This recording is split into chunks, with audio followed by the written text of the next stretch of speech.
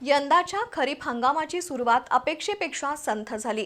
जून महिना कोरडाच गेल्यानं भुदरगड तालुक्याच्या पश्चिम भागातील शेतकरी पावसाच्या प्रतीक्षेत होते। भात शेती हा प्रमुख व्यवसाय असल्यानं पावसाअभावी शेतीची सर्व कामं खोळंबली होती। रोपवाटिका तयार असतानाही शेतात पुरेसा पाणी नसल्यानं भात लागवड सुरू करता येत नव्हती। त्यामुळे शेतकऱ्यांमध्ये चिंतेचं वातावरण निर्माण झालं होतं। मात्र गेल्या 2 दिवसांपासून परिसरात हलक्या ते मध्यम स्वरूपाच्या पावसाच्या सरी कोसळू लागल्या खरीप हंगामाला गती मिळाली आहे। पावसाच्या प्रतीक्षेत असलेल्या भुदरगड तालुक्यात अखेर गेल्या 2 दिवसांपासून पावसानं हजेरी लावल्यानं शेतकऱ्यांमध्ये आनंदाचं वातावरण निर्माण झालंय। पावसामुळे शेतात पाणी साचू लागल्यानं भुदरगडच्या पश्चिम भागातील पाटगाव, कडगाव, पाचर्डेसह अकुर्डे, म्हसवे तसंच परिसरातील अनेक गावांमध्ये भात लागवडीची लगबग सुरू झाली आहे।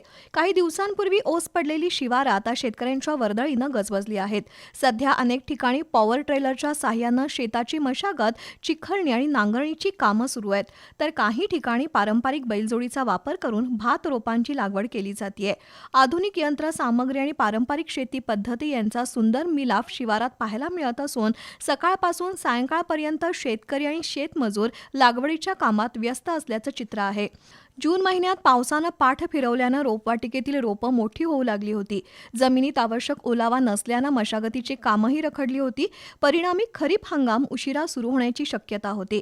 मात्र 2 दिवसांच्या पावसामुळे शेतकऱ्यांच्या आशा पुन्हा पल्लवित झाल्या असून आता उपलब्ध ओलाव्याचा पुरेपूर उपयोग करून भात लागवड वेगानं सुरू आहे। भुदरगड तालुक्याचा पश्चिम भाग हा भात उत्पादनासाठी प्रसिद्ध असून बहुतांश शेतकऱ्यांचं अर्थक कारण भातावर अवलंबून आहे। त्यामुळे वेळेत पाऊस आवश्यक असतं। यंदा पावसाच्या विलंबामुळे शेतीचं नियोजन विस्कळीत झालं असलं तरी आता सुरू झालेल्या पावसामुळे शिवारात नवचैतन्य संचारलंय।